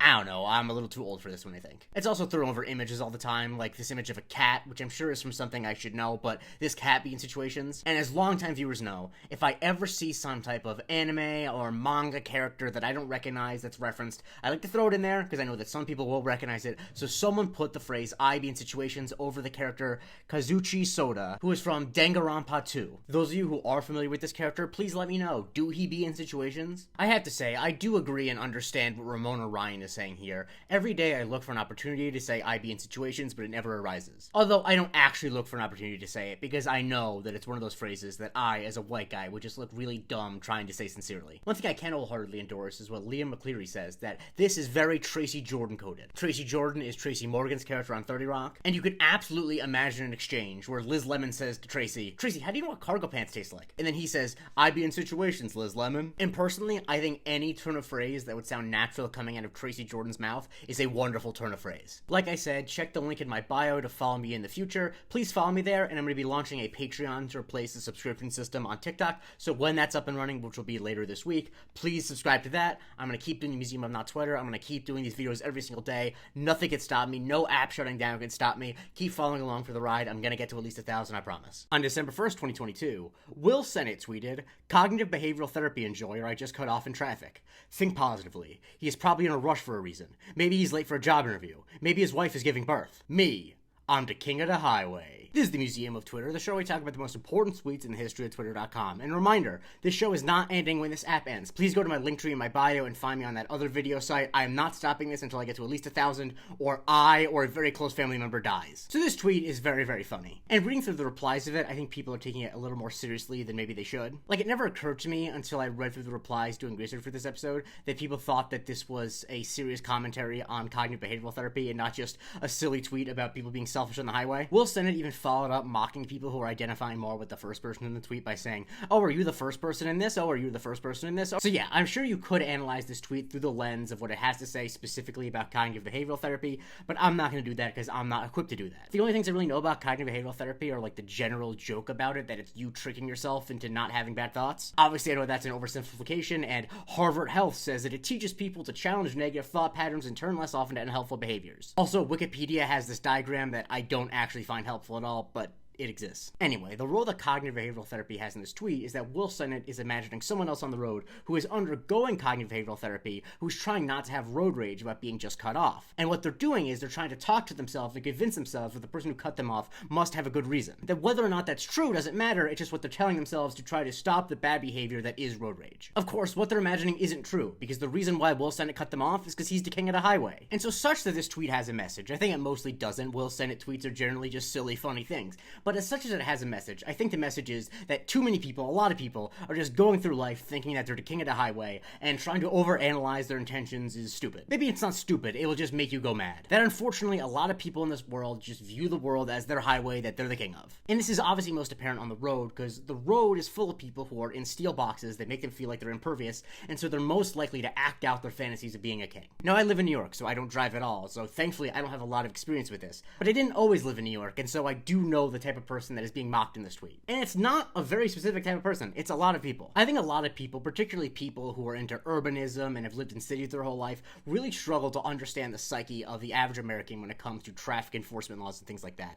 And I think the mistake they're making is they think that the average American, when it comes to traffic enforcement laws, is a rational person, and not just thinking, I'm the king of the highway. They'll never articulate it this way, because if they articulate it this way, they know that they sound dumb. But what they really want is for traffic laws to keep other people off the road, but for no traffic laws to apply to them. People don't want to sit in traffic, but they also want nothing that disincentivizes driving. They don't want laws, they want to be the king of the highway. Yes, I was inspired to do this episode because of dumb arguments about congestion pricing. How could you tell? But outside the original tweet, the concept of the king of the highway exists in so many different places. For one, people like Natty point out that Los Angeles BMW drivers think that they're the king of the highway. Peach drew this as an exchange between two characters from AI, the Somnium Files. At least I think that's what comes up when you Google AI TSF. And lots of people, like Robert Johnson, posted as a caption to photos of them on the highway. Or still there are things, like Brooke here, who used it as the caption of a photo of a Cybertruck with a reef paint job on a beach. Grace says, me trying to decompress from work. Weevil on my windshield. I'm the king of the highway. Freaklix use it as the caption of a photo of their cat on the center console. And Kafka Esquire quoted a photo of someone getting rear-ended on a dash cam saying,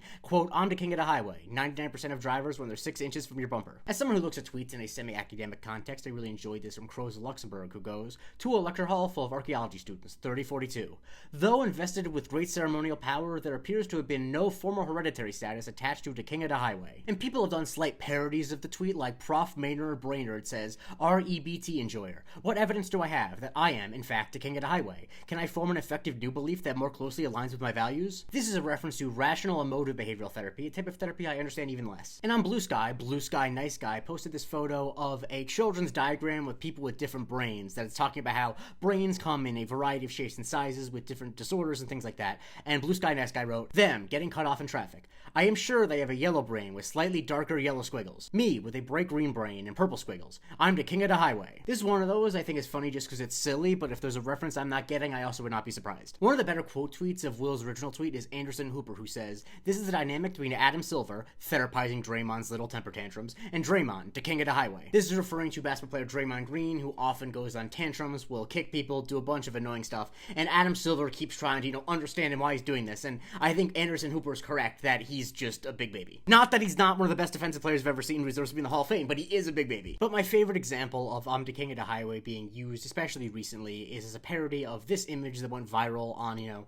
frankly, basic people, Twitter and Instagram and things like that, of a highway with a bunch of different captions put on all the cars. Things like, they're rushing to the hospital, they just got accepted to their dream college, they're going home after their first kiss. The idea trying to get across is that every single person you come in contact with, even if it's just on the highway, is having their own life experience and you have no idea what they're going through. They could have had a huge triumph, a huge failure, you just don't know. Now what Dan here did instead is replaced all of the captions with, I'm the king of the highway. No one on the highway is thinking deep thoughts, no one has had big life experiences, they're all just the king of the highway. And honestly, that's probably closer to true than the original image. Before I go, let me just say that I know a lot of people will be in the comments suggesting that I do the other famous Will Sennett tweet, or one of the other famous Will Sennett tweets, specifically the one about him striking at Timothy Chalamet, and I'm going to do that tweet, but I've said in the comments several times, and I'm going to say it in a video here, I will not do that tweet until I can have a former Major League Baseball pitcher come on as an expert to talk me through that sequence of pitches to strike at Timothy Chalamet. If you happen to know anyone that used to pitch in the MLB that you could even sort of put me in contact with, please do, because I will not do that tweet until I can have that expert, because the idea of having a professional pitcher talk about that tweet is too funny to me, and I cannot give up on that joke. Like I said, I am moving to that other site. Please go to my link tree in my bio. You will find me there. I'm uploading all my previous episodes in chunks of 25. Please tell your friends about it. I really want to make sure that I keep having an audience. I don't want my audience to go away completely just because I'm moving to another place. I really, really, really love doing the show, and frankly, I really love being rewarded for it because I do put in 10 to 15 hours a week doing it, so it is nice to get a little bit, from TikTok, and I hope to continue to be able to get that because it allows me to put more effort into it. It allows me to justify going places for it. It allows me to justify reaching out to people. So please keep up with the show when I migrate over, and please enjoy everything I have to do. Like I said, it's at least 800 more episodes. I'm not stopping till 1,000. On January 17, 2019, Jenny Jardin tweeted, y'all who are not from Los Angeles don't understand that what Nancy Pelosi is doing to Donald Trump is. She is gangsta checking him. Ask Snoop Dogg. He's failing. King Puig responds, I'm from Los Angeles and I've never heard of this. Jenny replies, homie, what set you from? This is the Museum of Twitter, the show we talk about the most important tweets in the history of Twitter.com, and once again, this show is not ending when this app ends. I am going over to another video site. It is the first link in my link tree. Please follow me over there. At the very least, don't comment, I'm going to miss this show so much, because I am not stopping doing the show. If you're telling me you're going to miss it, you're just telling me you're not going to follow me somewhere else, and that hurts my feelings a little bit. Anyway, the history of Twitter is littered with lots of cringy moments, but if you said this was the cringiest moment in the history of Twitter, I would have a hard time really disagreeing with you. Because there's absolutely no circumstance where a person who looks like this should ever say, homie, what set you from? I know that women with brightly colored hair get made fun of too much. It's not something that they should be made fun of for. Plenty of people I love and respect have brightly colored hair. But if you look like this, you should not be saying, homie, what set you from? And you should certainly not be asking Snoop Dogg to verify whether or not someone was getting gangsta checked. Who is this Jenny Jardin, though? For one, that's not her real name, as you probably would have guessed. But she was a blogger in the mid-2000s that parlayed that into other writing jobs, and just one of those people who's just been on the internet talking about politics and tech and things like that for like 2 decades. I haven't really delved into her work, so I can't really comment on the quality of it, but like a lot of people who are big in blogging in the mid-2000s, she's now kind of just an annoying presence online. Or I should say was, because she's not that active online anymore after some dumb Twitter moments like this one. But let's get back to this specific incident. Jenny Jardin was talking about Nancy Pelosi and a thing that she was doing to Donald Trump, and she was saying that this was her gangster checking him. I looked up what was going on in regards to Nancy Pelosi and Donald Trump on January 17, 2019, and it turns out this is when the government was shut down and Donald Trump still wanted to make a State of the Union, and Nancy Pelosi was basically like, you're not going to make a State of the Union until the government's not shut down anymore. To me, this feels like a fairly normal thing in politics, you know, negotiating tactics, and you can't do this unless we reopen the government. But to Jenny, it wasn't business as usual. It was gangster checking. Now, what is gangster checking? Now, I am extremely loath to be a white guy explaining slang to other white people that I don't use, but basically what it is checking someone's gang credentials. Basically being like, oh, you're part of a gang, prove it. And so in the context Jenny is using it, she's basically saying Nancy Pelosi is saying to Donald Trump, oh, you think you're so tough? Prove that you have the balls to be a gangster. You're not a real gangster, I'm a real gangster. Now, if it's extremely silly to imagine this coming out of the mouth of Nancy Pelosi, that's correct. That's why it's stupid to say that Nancy Pelosi is gangster checking anyone. Not only is Jenny saying that Nancy Pelosi is gangster checking Donald Trump, in order to prove that she is right in using that term, she tagged Snoop Dogg. As if Snoop Dogg would swoop in and be like, yup, Jenny, you're using that slang correctly. You got LA down pat. And in case you're wondering, no, Jenny Jardin is not from Los Angeles. She was born and raised in Richmond, Virginia. And King Puig responds, I'm from Los Angeles and have never heard of this. Now, I'm not sure how many adults in Los Angeles have never heard of the term gangster checking or G-checking. I mean, I have never been to Los Angeles and I've heard of it, but I'm also online all the time, so it is what it is. But he's never heard of it, and, you know, that's fine. And so instead of just being like, people have different life experiences, maybe some people don't know the terms I know, Jenny is like, no. There must be an explanation as to why King Puig has never heard of this term. It must be the set he's from, so she asks, homie, what set you from? And honestly, this might be the most embarrassing 5 words anyone's ever put on Twitter. Because what do you mean, for one, she's calling him homie, and then asking what set he's from? As if she runs with the set. As if tech blogger Jenny Jardin is down with the Bloods of the Crips. As if her knowledge of the term gangster check is from a long, hard life on the streets. It really sounds like, and I say this in the most derogatory way possible, that she's a little kid who just saw a mob movie on TV and is now speaking in an Italian accent. Like, she's heard people cooler than her use these terms in earnest, because they're actually in gangs and things like that, and she's like, oh, that sounds cool, I'm gonna adopt that myself. Not realizing that that is a really embarrassing thing to do. Although I will say, a tweet I found extremely illuminating in this regard is from Jason Sadowski, who says, dropping the words dog and homeboy into conversation as a way of being edgy is such strong white Gen X energy. You'll still hear middle-aged white women say homie because the 90s poisoned their brains. Jenny Jardin is not an anomaly, she's an archetype. And honestly, that's so true, and I didn't even realize that was a kind of a person until I read this, and it's like, oh yeah, that's definitely a kind of a person. And I think the thing that makes it extra cringe is that we're talking about Nancy Pelosi, and also the fact that she doubled down on it. Literally later that day, she posted, red or blue, motherfucker, what set you from, Speaker Pelosi, and included a Photoshop image of Nancy Pelosi holding a Glock and money with Nancy Pelosi Speaker written in the Old English font. Look, I think it's bad to idolize any politician and to do weird fanfic in your head about them, but if you're gonna do it, please don't pick something as mismatching as, like, LA hip-hop and Nancy Pelosi. Like, come on, what are we doing? And so the thing about this tweet is, it would come up anytime Jenny Jardin would say something stupid or get into some type of controversy, which was not infrequently. In fact, she's actually deleted her Twitter account, so I can't see some of the dumb things she said, but I can tell when she said something dumb, because when I look up, homie, what set you from, a lot more posts with that in it come up on days where I assume she said something dumb. Like, she apparently said something dumb in late April 2020 when Maggie said, Jenny Jardin talks a lot of shit for someone who typed the words, homie, what set you from, at age 50. Or the day before, Maddie Lipchansky tweeted, the worst part of my day is when Jaya Sachs turns to me and asks him shit like, wait, who is Jenny? And I gotta lie face down on the floor and mutter, homie, what set you from, to myself for an hour. And in 2022, she posted about how white people shouldn't talk to black people about Kanye West, because I guess they'll have differing opinions.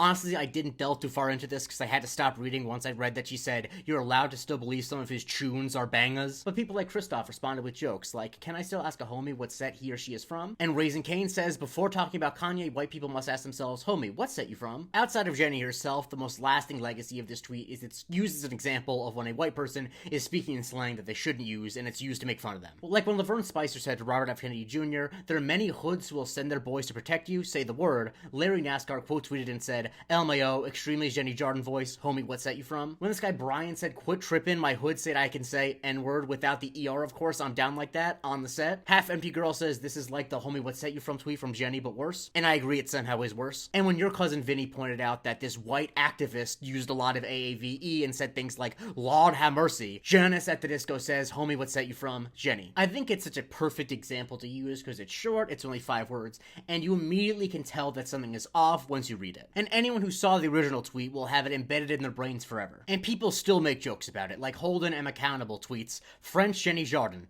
I apologize for the butchering this pronunciation. Ome quel arrondissement allez-vous from? And when Nancy Pelosi was working behind the scenes to try to force Joe Biden out of the presidential race last year, multiple people, Jack's Dexterity was the first one to do it, tweeted, y'all who are not from Los Angeles don't understand what Nancy Pelosi is doing to Joe Biden is. She is gangster checking him. Ask Snoop Dogg. He's failing. Look, there are obviously serious conversations to be had about cultural appropriation and what it means when people use terms that they're not supposed to, when they divorce the meanings from original terms, when people who are not part of a certain culture use terms and bastardize them. That is obviously an important conversation to have. And I think there are a lot of ethical and serious issues involved with that, but I think the number one thing that Jenny Jordan proves here is that if you do that, you look stupid. Like, even if you think the concept of appropriation is nonsense cooked up by cultural and Marxist professors who want to make you feel bad for being a white man, you should at least acknowledge that if you do this, what Jenny Jordan's doing, you look like an idiot to everyone. Like, it's not like other white people are like, yeah, Jenny, you said that right. Like, this being stupid is something that all sets can agree on. Please, please, please follow me over to that other place. This has been really the most creatively rewarding project I've done in at least a decade, probably my whole life, and I love interacting with you guys. I love how much people seem to enjoy it, how much people seem to get what I'm doing, and it would really suck if that were to come to an end because of a law about an app. I really want to keep doing it, and I think that YT is a place that it actually will work better than other apps. I know people are asking about other apps, but I think that a place that is more video forward and less social media-y is actually a better place for this to live. So please go over there. I'm in the process of uploading all my previous episodes in batches of 25. So please subscribe, watch any old ones you've missed, and please keep interacting. And I'm also going to set up a Patreon for bonus episodes in my Discord. That's going to come up next week. On February 2nd, 2013, Tammy Crew tweeted, "You're telling me a chicken fried this rice?" This is the Museum of Twitter, the show we talk about the most important tweets in the history of Twitter.com. And as a reminder, this show is not ending when this app does. Check the top link in my link tree. We're going to YT instead. Catch you over there. You're probably thinking to yourself, wait, isn't it a shrimp that fried this rice? But no, that was a later version, and it is the most popular version of the tweet, but the original tweet was about a chicken frying that rice. The version you're familiar with is from Emily World, who tweeted on August 1st, 2018, so you mean to tell me that a shrimp fried this rice. But 5 years earlier, Tammy Crew had made a similar joke except about chicken. And in 2014, T-Money68 tweeted, "I love Chinese food as much as the next guy, but you'll never convince me a chicken fried this rice." Now, the most popular version of a tweet being a stolen version, well, maybe not stolen, just not the original version, is not the craziest thing in the world, and so I really debated which one I should include as the opening, and I decided to go with the original one because originality deserves to be rewarded. But because the shrimp version is more popular, when I talk about this meme generally, I will refer to it as the shrimp fried rice meme. And so let's break down what's going on here, what the joke is. I know it's kind of obvious, but let's break it down. The joke is that Emily is reading the phrase shrimp fried rice to mean that the shrimp is the one frying the rice and not that it is fried rice with shrimp in it. Basically, she is assuming in her head that there is a hyphen between shrimp and fried, which is what would need to be there if it actually was a shrimp frying rice. And so when she's eating said rice, she is surprised to learn that a shrimp fried it because shrimps can't fry rice. They're so small and they don't have the brain capacity in order to remember recipes. And it's obvious why this became such a funny and big meme because it's extremely funny to imagine a shrimp frying rice. It's extremely funny to imagine someone being surprised at a shrimp fried rice. Every angle of this is extremely funny. And what this tweet did is inspire so many different riffs on it with other phrases that people misinterpreted. Occasionally it's another type of fried rice, like when Pop Base tweeted, "Today is National Fried Rice Day," Lewis responded with, "You're telling me that the National fried this rice?" But usually it's a completely different phrase. Like Beans After Dark, who tweeted, "You telling me an oatmeal raised this cookie?" Jen Merritt, "So you're telling me a reader digested this?" Just 2 days ago, Mariana tweeted, "You're telling me a penguin actually wrote all these classics?" As you notice, they get further and further away from the original construction of shrimp fried rice, where it's actually pretty simple to imagine where the mistake was. Like the phrase penguin classics, which Mariana is referencing, is not as intuitive to misinterpret as a penguin writing those classics as a shrimp frying rice is. But anyway, this is how jokes get abstracted on Twitter. And it's gotten abstracted into some seriously silly and oftentimes dirty places. Like BJ, who says, "You're telling me a trans sister made this radio?" Soggy Broccoli says, "You're telling me a lemonade made Mike hard?" Rave Mother, who says, "You're telling me a gingerbread this house?" And The Do, who says, "You're telling me a crab gooned in this rag?" Now this last last one doesn't make any sense, because of course they're called crab rangoons and not crab ragoons, and it doesn't really make sense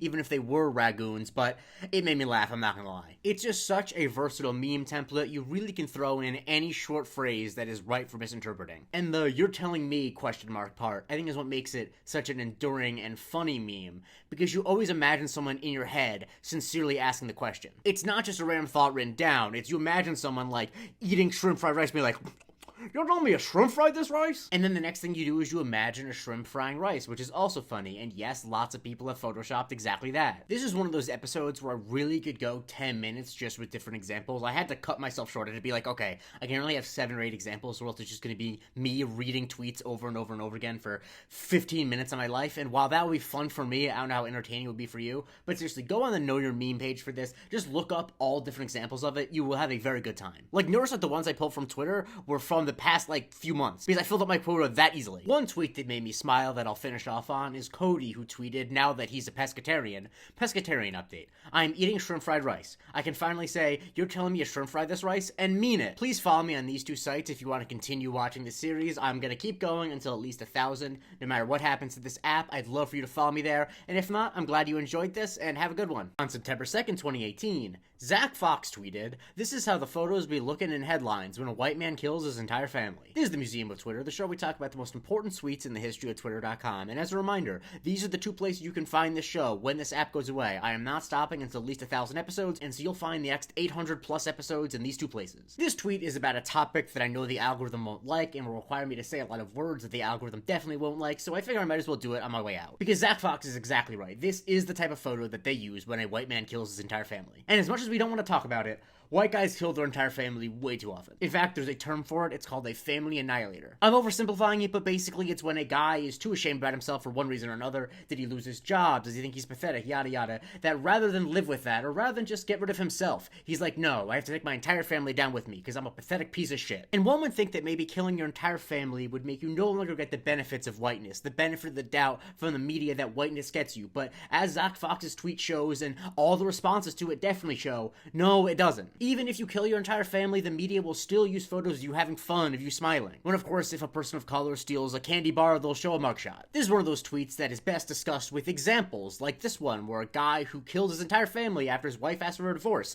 They show a photo of him and his family smiling on vacation. When Metro ran a story about this guy Chris Watts, who killed his wife and 2 daughters, did they show his mugshot? No, of course they didn't. Even though he's in jail, they had a photo of him in an orange jumpsuit somewhere. But no, they didn't use that photo. They used a photo of him, his wife, and his 2 daughters smiling. And when the New York Post tweeted about a guy who killed himself, his wife, and his 3 children, they had 3 different photos that they could have used his mugshot in, and they didn't any of them. One was a selfie, one was his 3 kids, and one was all of them smiling together. And if you think this only applies to families, you'd be wrong. It applies to all white people, like a Michigan shooting suspect who they showed these photos of him looking innocent, literally praying. This suspect literally committed a hate crime, and oh, what's the photo they use of him? Of him fishing. And yes, while this is normally white men, it also can work for white women, like this drunk driver who killed a woman and an unborn child. She was arrested. There exists a mugshot of her, but that's not what they use. They use a photo of her smiling. I'm getting worked up about this because obviously this is such an insidious bias. There is no reason why people who committed heinous crimes should get the benefit of having positive pictures whenever their story's told. I'm not saying that you need to nail these people to the wall and only show their mugshot ever,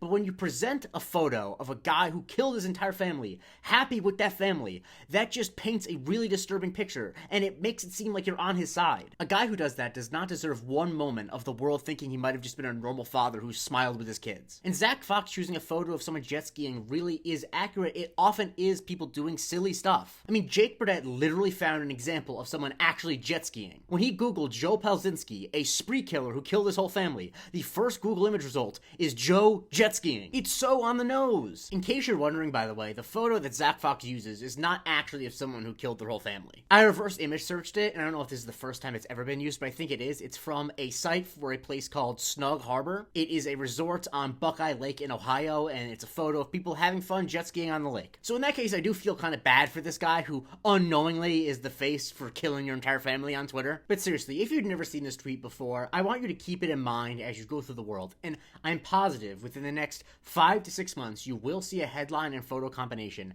that are exactly this. I really mean it. There's no way this will not happen, and once you know to look for it, you see it everywhere. As far as Twitter observations go, it's one of the most accurate of all time. Here's the reminder of where you can find this show after this app goes away, and honestly, doing this episode, just saying all the words and not using euphemisms and not trying to find ways to talk about things in algorithmic-friendly language really cements my decision to not go to another algorithm-based site, so don't recommend any site that has an algorithm, because I really want to be free of ever thinking about what words the algorithm doesn't like, because this episode was so much more fun and freeing to do than a lot of the other ones I've done. So yeah, these are the two places you'll find me for that reason. On June 18th, 2010, David Lynch tweeted, "This weekend I'm going to try to find out if I'm connected to the moon." 3 days later, on the 21st, he tweeted, "I'm pretty sure I'm connected to the moon." This is the Museum of Twitter, the show we talk about the most important tweets in the history of Twitter.com, and the fate of this app is up in the air, and I'm recording this on Thursday night, and it very easily could be a different situation by Friday afternoon, so if this app is going away, you can find me in these two places. If it's not, you can also still find me in those two places, because I'm diversifying my, sites, because I don't like instability, but also you can find me here. You'll find me in either here or there. You'll find me. David Lynch passed away yesterday, and he is undoubtedly one of the most important American cultural figures the last 50 years. Seriously, a singular artist that words can't describe. People smarter than me have tried to describe it, and they really can't, because he was a completely original person. Like, there are some people who think that they're original. It's like, oh, they're kind of weird, they do some funny things. David Lynch was unlike anyone who's ever lived, both in his work and his actual life. And I feel like these two tweets really sum it up. Because if you're asking, what on earth did he mean by this, you're missing the point of David Lynch. The point is, he meant that, and it meant something to him, but there's no secret meaning for you to decode. He just said it, and he meant it, and he's connected to the moon, maybe. Him and his work sort of live like Tenet rules. You don't try to understand it, you just feel it. I don't know if he'd appreciate being compared to Tenet, so I apologize posthumously if he would, but that's the way that I make sense of him. But the thing is, I'm not really a Lynch guy. I like his stuff a lot, and I enjoy everything I've seen of his, but there's a certain type of person who's a Lynch guy, and doing this episode without a Lynch guy would have been irresponsible. And I already happen to be talking to Patrick Kottner, the producer of the George Lucas talk show, who's a huge Lynch guy, for a podcast thing, and so after we finished up with that podcast, I asked him some questions about these tweets and Lynch's career. But how do you feel like him tweeting that he was gonna try to get connected to the moon and then get connected to the moon, how do you feel like that fits into his oeuvre? How do I think it's connected to his oeuvre? I mean, if you look at his tweets, it's something where it's like, you can really tell that he is the one tweeting them. You know what I mean? And I think that that is important for all of this, because you really get the unfiltered Lynch on what he is asking about. How is he connected to the moon? What does that mean? I have no idea what that means. Is he talking about his emotions? Is he talking about like how he feels physically? Does that mean anything? I think something that you need to keep in mind is that with a lot of David Lynch stuff, once you start pulling at it and asking questions, it doesn't make sense, and I don't think it has to make sense. And I think that these tweets like, yeah, I'm pretty sure I'm connected to the moon. Great, David. I have no idea what that means, and you know what? I don't really want to know what that means. No. The thing with the end of season 3 of Twin Peaks is, everyone goes, what just happened? Where are we? When are we? Who are these people? And we're never going to get that answer. Now, obviously, of course, but I don't think we were even going to get that answer if he lived 20 more years. And I think that's the thing with these tweets also, is that you're like, I don't know what this means, but man, does it sound like David Lynch. You can hear him saying those two tweets in your head. Yeah, I'm bad at impressions, but like, I'm pretty sure I can't. I'm connected to the moon. No. I am pretty sure that I am connected to the moon. Something like that, better. A little bit. Yeah. The way I try to get into it is Naomi. The thing I always appreciate about him is that he so easily could be a recluse who like doesn't engage at all with the modern world. Like, honestly, when I was growing up, I heard about his work. I'm like, he must be like Thomas Pynchon, where there's no photos of him. It's like, no, he's on Twitter. He makes Facebook around. Posts. Yeah, you go to Ralph's down the street from his house, you might run into him. I don't know. One of the things, though, is like one of my favorite David Lynch things was during COVID. Every day he would upload to his YouTube channel his weather reports. And it was something that was like such a deep, helpful thing and like soothing thing to watch him. And, it's May 13th, 2020. And if you can believe it, it's a Friday once again. Like when you heard that, it like tethered you to a reality of being like, today is Friday. I know exactly what day it is. I know where I am and when I am. Thank you, David Lynch. And thank you for picking my birthday. Yes, that's very funny. Well, Monday is David Lynch's birthday, and Monday's also my birthday. So I do also feel a connection in that regard, because whenever someone would ask, like, who else is on your birthday? It was always David Lynch was the answer. I feel like there's obviously a lot of moon imagery in David Lynch stuff, but what does this imagery mean? Like, I learned early on from Lynch fans that, like, asking questions like that is missing the point. And so I think you're absolutely right. He's connected to the moon. What does that mean? Who knows? But it means something to him. and then flourish means something to us. I don't know. Yes, and that's all that matters. Don't look into David Lynch stuff too much. Just let it wash over you. Try to live within it, and you will feel emotions that you don't know that you had. Because you're both frustrated being like, I don't know what this is. I don't know why they're doing this. But also, like, you will feel deep things for these characters who are insane and who are not like anyone you've ever met because they don't feel like real people. But at the same time, you're like, yeah, but the deepness of which that character is themselves hits me in a way because you're like, that guy is living his life the only way that this specific character could live his life. And even though he does not act like someone that I went to school with or someone who lives down the street, I know that he's a real person in this reality. And that is sort of how I felt about David Lynch in general, is like, he doesn't act like anyone you've ever met. I don't know anyone who talks like that, you know? And I mean, the Woody Woodpecker anecdote is the best. It's the best. It's the best. They had I'll tell you this brief story very quick. A girl I dated in New York a few years ago, her old boss's husband was Fred Elms, who's a cinematographer who shot Eraserhead, and he shot Blue Velvet. He shot like a lot of early Lynch stuff. And we went and got dinner one night with them. And I could have asked him about Eraserhead. I could have asked him about all of these insane things in his career. And I asked him about the Woody Woodpecker video. And I was like, I just need you to talk to me about it. And it was all we talked about that night. And it made me so happy. For those of you who don't know, please go just type in David Lynch Woody Woodpecker. And there's a video. Yeah. It's amazing. But again, I don't know what it means. I don't know anything, the context. It's crazy. But it's soothing, it's charming, and it makes you feel connected to this man in a way that, like, you probably wouldn't normally because he's a weirdo. I want to thank Patrick for coming on and sharing his insight. Like we were saying, I think what makes these tweets special is what makes David Lynch's work special. I think in this day and age where every artist is expected to do 15 videos breaking down every aspect of what they do, not that there's anything wrong with that, we really have lost the value of a guy who's just weird, out in the open, is not intellectualizing his weirdness. He's just like, yeah, I'm weird, I'm not going to explain it. Like, there's a famous screenshot of him being interviewed where he says that Eraserhead is his most spiritual film, is asked to elaborate on, and he says no. And James here put that over the I'm pretty sure I'm connected to the moon tweet. Because I'm sure if you asked him what he meant by that, he would not elaborate on it. Not because he's trying to be mysterious, but because he's not interested in that. He's interested in sharing what he's feeling, not decoding what it means. And over the years, David Lynch fans have referenced this tweet, like Trauma Riz saying, this edible isn't working. 10 minutes later, I'm pretty sure I'm connected to the moon. Claudia tweets, I'm just like David Lynch, connected to the moon. A person going by Morrissey Hate actually made a sticker you can put on your water bottle that has the tweet on it. And Alex did the handshake meme between David Lynch and Travis Kelce with connected to the moon, because Travis Kelce once tweeted, the moon looks crazy tonight.